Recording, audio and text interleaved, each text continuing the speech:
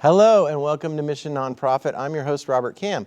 On Mission Nonprofit, we feature a local nonprofit organization from the Thurston County area. And this month we have Tanzania Teaching Foundation. And with me to talk about the Tanzania Teaching Foundation is Nancy Winters and Ernie Malick. Hello, welcome to Mission Nonprofit. Thank you for having us. So you guys go out to Africa, to Tanzania is the country. Right? Yes. And you go out there and you teach English to people because their secondary schooling is all taught in English. And so that's their hurdle, is they have to learn English in order to be educated. That's correct. Mm-hmm. Actually, it's very difficult because their primary school is taught in Swahili, and English is one of the subjects that they take, but when you have class sizes between 65 and 85, you don't learn very much English. So 3 months after they graduate from primary school, they go into secondary school, and they're lost. And so the hurdle is pretty high to be able to succeed in secondary school. And so you guys go out there in every, I think it's every, what is it, 6 months? Every year. Once a year, and you go out there 4 or 6 weeks or something like that? We teach a 10-week course, so we're in country almost 12 weeks. 12 weeks out of the year, you're doing a session at this school that you guys built, right? Isn't this the school you built? And it's the Manao, it's in Manao. Mano, thank you.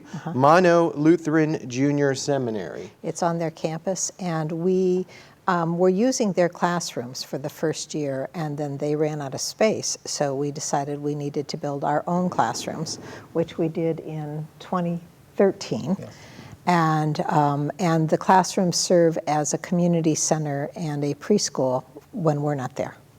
Oh, that's great. So, you know, when you guys aren't there, they can use it for all kinds of other stuff. And they probably need that because there's not a lot of community centers, I would imagine. I think it's the only one. It's the only one. And Ernie, you have, well, Nancy, you're the executive director. Ernie, you're the president of the organization. And this is a nonprofit organization out of Olympia, even though you do international stuff. But the funding and it's based here in Olympia, which is really exciting and cool for us, great for our community. It all started out of the Gloria Dei Lutheran Church, right? That's correct. And that is, of course, here on the west side on Harrison.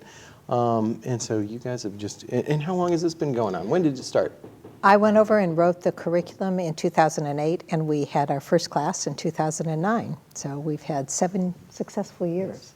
And Ernie taught in 2014. He was our very first professional teacher. Nice. So you have a teaching, you have some teaching experience other than the teaching? I taught for 36 years and 26 years in Elma. Okay. Where did you teach? Third grade. Third grade, okay. But then you go over there and you're teaching English, and you're surrounded by culture shock because it's completely different than the United States. And I just thought, I actually printed out something that you wrote about the people in Tanzania that I really thought was poignant. This is from Ernie. What I have learned is that more is truly not important, but feeling happy that you exist is the most important thing. To greet anyone and everyone with smiles and heartfelt feelings of acknowledgement. To have the company of friends, family, and strangers at every important event. And to treat all as though they were your family is quite remarkable.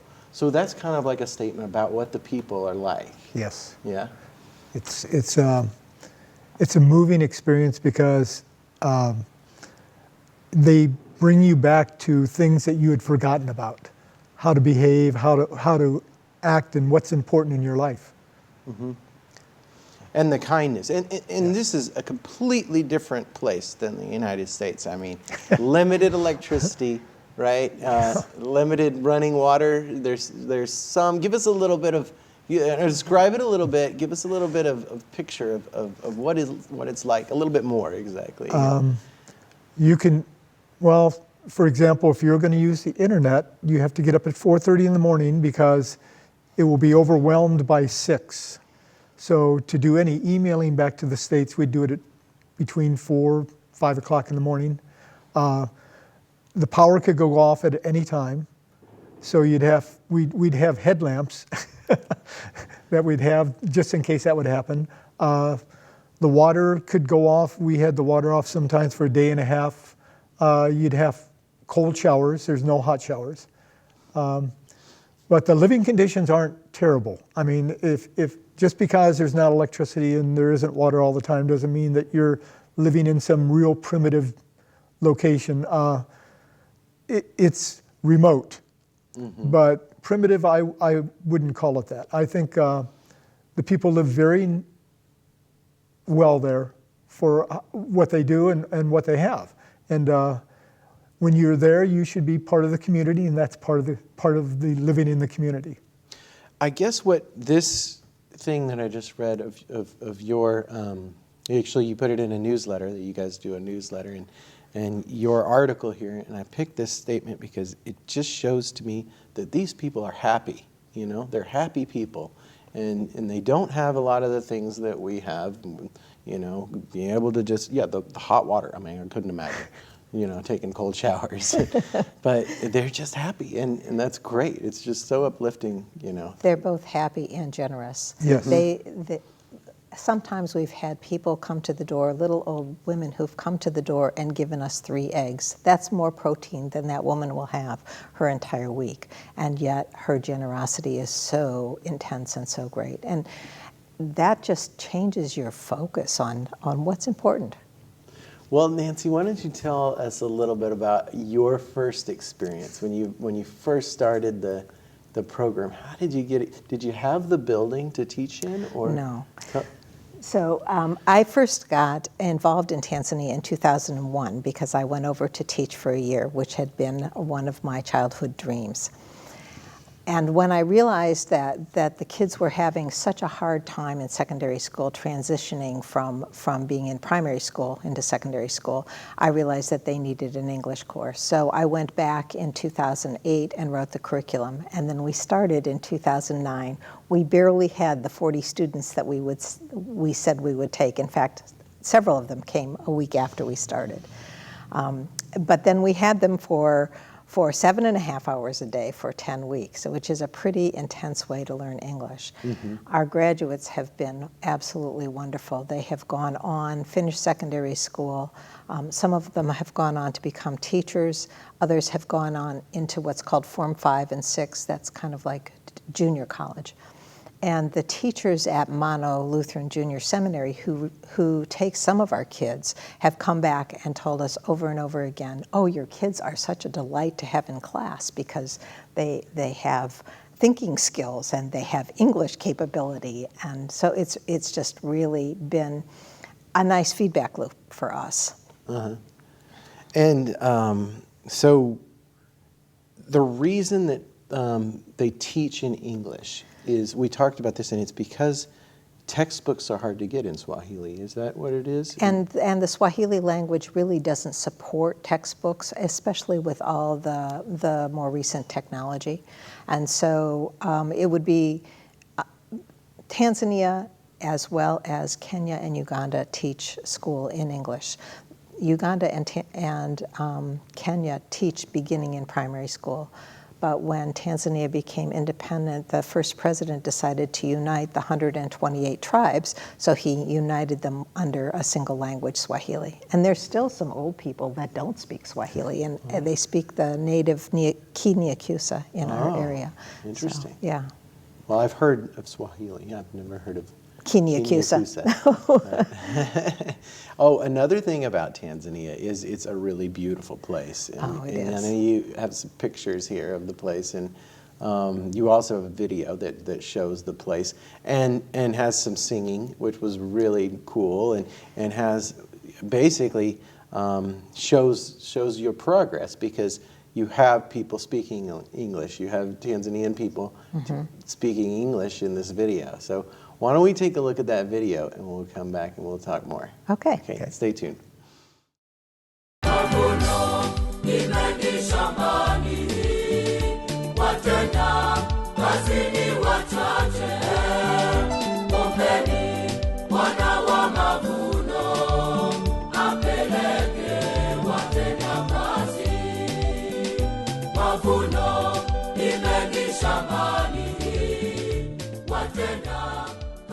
Tanzania Teaching Foundation.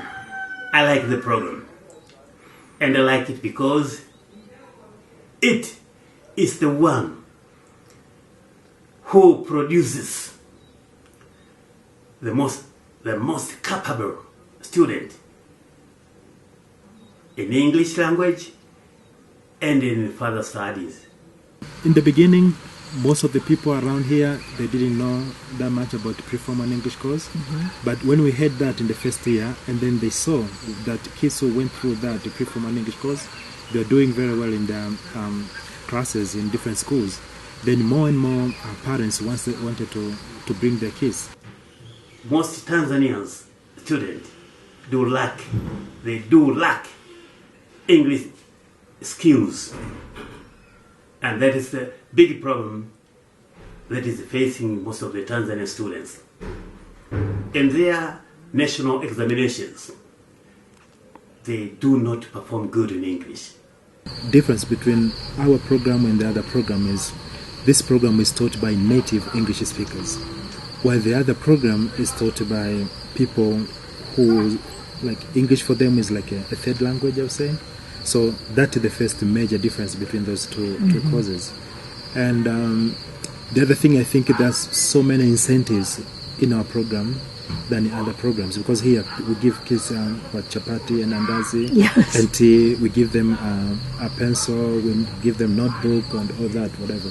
So they don't have to incur expenses in buying that. So for them, most of them, they are doing wonderful, and they are more good in terms of their capability of how they can think positively.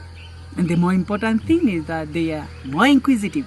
They can try to argue, to ask several questions. TTF have done a great job, and this idea of teaching English to Tanzanian kids is of great importance, and so far it has made a huge difference to the students. My teacher was Mr. Shun and Mama Jen. I want to get this chance to say hello to my teacher, Mr. Shun and Mama Jen. I miss them so much. When I joined Form 1 at Mano, it helped me to understand many of subjects which was to be studied by me. So I really enjoyed it. We beg you more and more to think about our kids, to think about these kids, that they have to continue getting this kind of education.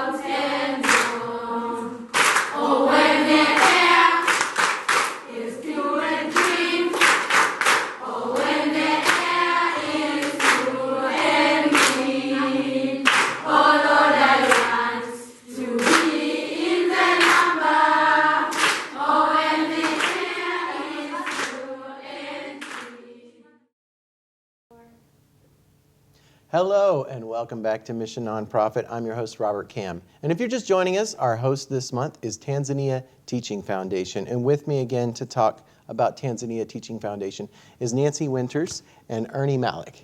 Welcome back. Thank you. We just saw a video of what it's like, or what Tanzania is like, and what the people are like, and they had music, and it looked just beautiful. What a pretty country. It is absolutely beautiful. So, and you guys have been there. How many times have you been there? 10. 10 times. And Ernie, how many times have you been there? Okay, you've been there once. You've been there 10 times. But tell us about, how do you get there? How do you Ernie, get to why Tanzania? don't you tell about it? For starting here, you got to go to SeaTac, right? You Yes, gotta get on a flight.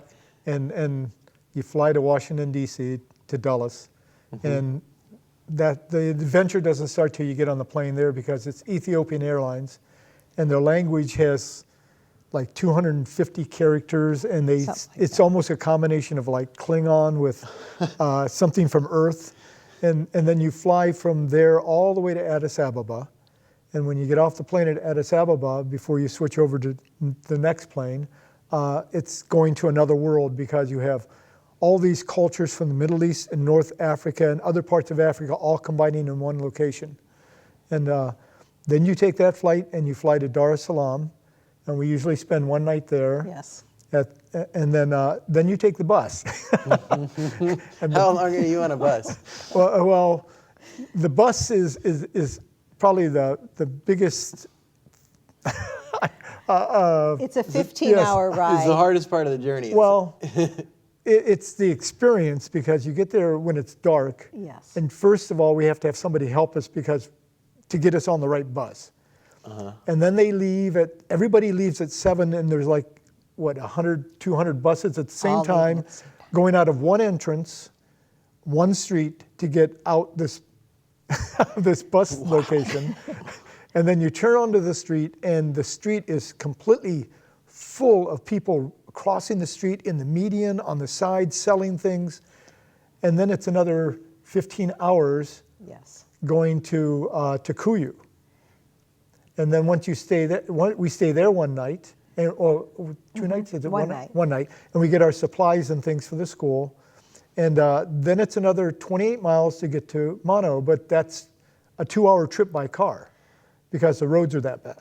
Oh, yeah, I would imagine. So by the time we get there, we're completely exhausted and very happy to be there, though. Oh, yeah. And so it sounds like probably it takes you like 4 days, 3 or 4? Yes. 3 or 4 days to actually get there from Olympia? From Olympia.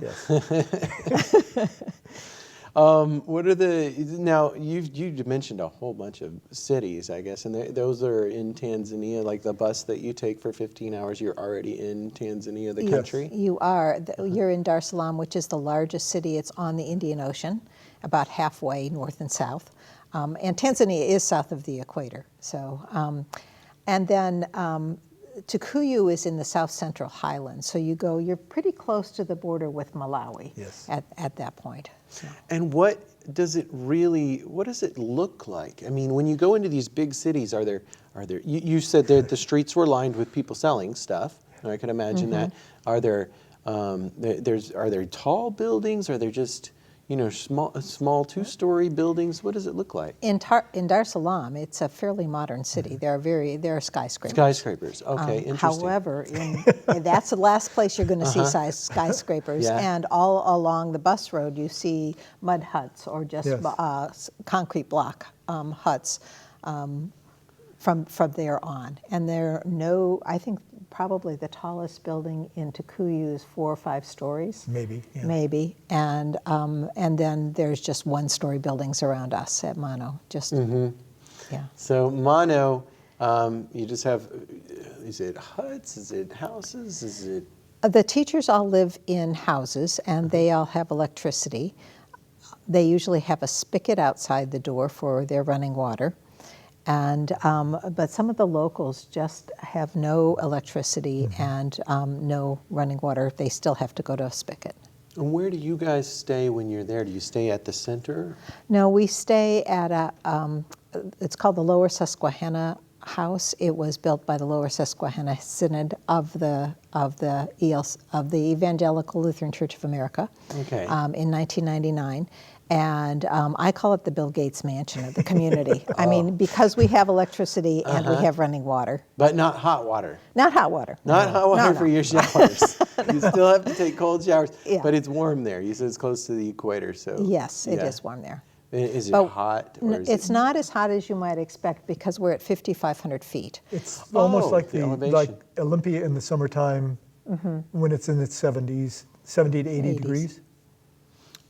Yeah. Well, you know what? Now that you've talked about, Tanzania and what it's like there and the culture and stuff, I want to read something from another teacher that went there, Hannah, who wrote something in one of the newsletters about when she came back to the United States. Okay. And the culture shock there. So Hannah writes, I've traveled overseas before and experienced minor culture shock, but walking into a grocery store after returning from Mano was an entirely different experience. I was so confused to find pre-chopped red onions in little plastic containers for sale in the produce section. Why would that ever be necessary? The abundance of food, images, sounds, people, cars, and clothing in our culture was shocking and overwhelming. I felt quiet next to all of the noise around me. So that's what happens after spending 12 weeks in Tanzania and coming back to the United States. Exactly, exactly. Well, we'd go once a week to walk to Luangwa to get our food, because that's where it's 2 miles away, and you'd have to walk there to go to the market to buy your food. And when you walk into there, it's all fresh food. But when you bring it back, unless you cook it, you have to wash it in bleach water to make sure it's, because of you don't know what fertilizer they're using, what kind of animal fertilizer and thing they're using on the plants and things. So for safety purposes. Is it also because you don't have refrigeration, or do you have refrigerators? We do have a refrigerator, but when the electricity goes off, that's more of a problem. Then you can spoil, your food can spoil. Your food can spoil, and that happened to us last year. Oh, goodness. Because we had electricity only about 5 hours a day, and sometimes we were 3 days without electricity. So. And that's when you need to take a cue from the people around and be generous and say, hey, my food's going bad. Here you go, here's 3 eggs. Exactly. So. And you're going to do this again next, when do you go, or who? We usually go between mid-September and mid-December. And the reason we do that is because that's when the kids have a break after primary school before they go on to secondary school. So it's in their, quote, like summer break. Right. Gotcha. Yeah. So I'd like to talk for a minute about some of the successes we've had. Oh yeah, you've trained like over 300 people. 300 people, and we started out giving scholarships for only 1 year at Mono to the girl and the boy who performed the best in our class. But now we have paired those students with American sponsors, and so they have 4-year scholarships to go to Mono at this point. We already talked about us building our classroom. We raised all the money and got the classroom built in 1 year. And these are Olympia donors, correct? These are all, 95% of all of our donors are from Olympia and Thurston County. So yeah, it makes us feel like we live in a pretty generous and special place. Well, and if you want to share your generosity now, I might as well share the website with the audience here, and that's TanzaniaTeachingFoundation.org.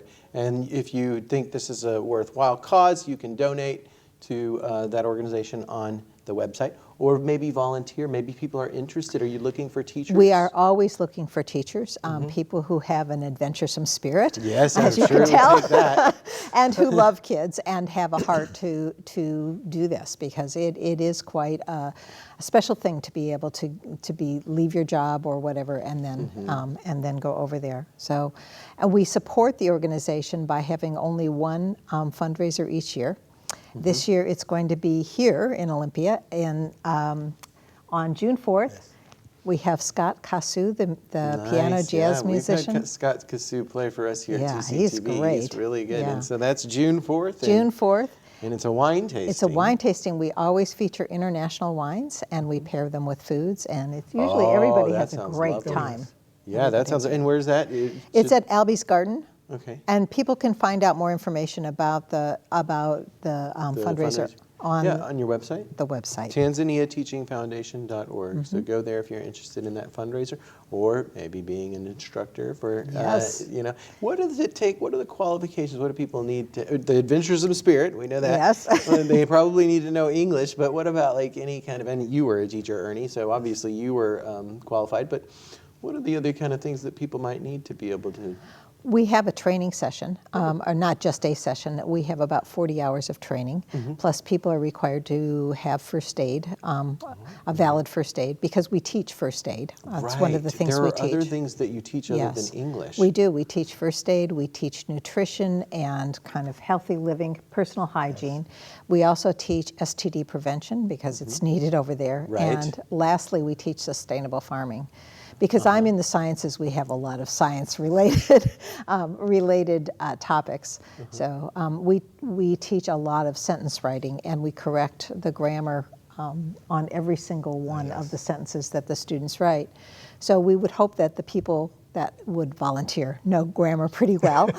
They do not have to have a degree in teaching. And they have to have any kind of college degree? Or? I haven't ever made that a requirement.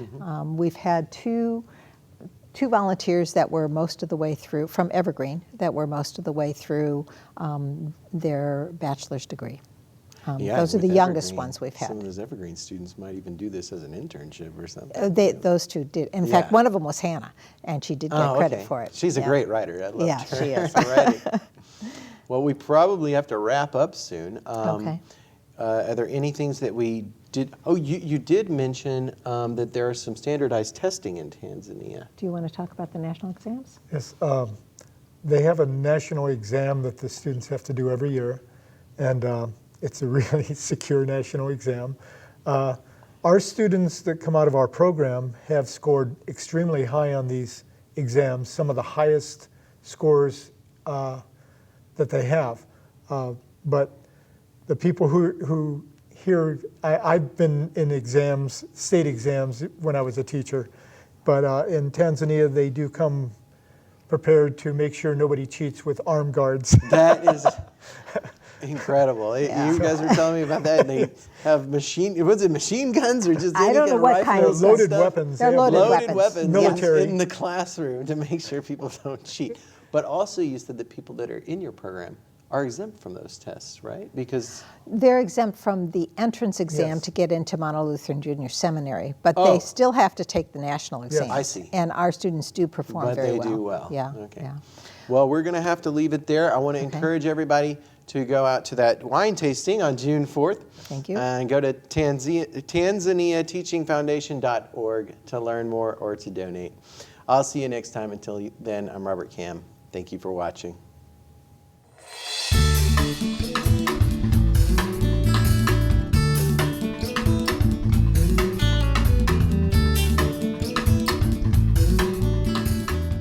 If you know of a local nonprofit organization that's making a difference in our community, give us a call at 956-3100 extension 103 or send an email to rkam@tctv.net.